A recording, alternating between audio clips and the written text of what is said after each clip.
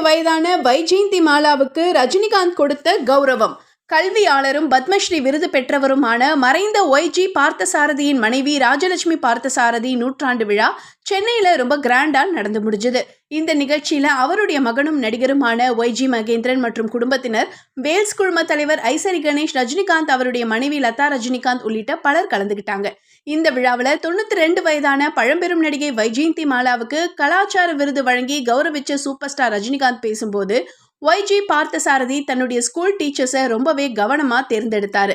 ஆசிரியர்களும் பேராசிரியர்களும் தண்ணீர் தொட்டி மாதிரி அவங்க சுத்தமாகவும் ஆரோக்கியமாகவும் இருந்தாதான் மாணவர்களுக்கு அறிவின் தூய நீரை வழங்க முடியும்னு மறைந்த ஒய்ஜி பார்த்தசாரதி பற்றி பெருமையாக பேசினாரு ரஜினிகாந்த். இந்த விழாவில் கலந்துகிட்ட பழம்பெரும் நடிகை வைஜெயந்தி மாலாவுக்கு 92 வயசு ஆகுதுன்னு சொன்னா யாராலையும் நம்ப முடியாது. அந்த அளவுக்கு பிரிஸ்கா நல்ல நினைவாற்றலோட இருந்தாங்க. மேலும் கலாச்சார விருது பெற்ற வைஜெயந்தி மாலாவுக்கு ரசிகர்கள் தங்களுடைய வாழ்த்துக்களை பதிவிட்டு வராங்க. இது குறித்த போட்டோஸ் இப்ப இணையத்துல வைரல் ஆகி வருது.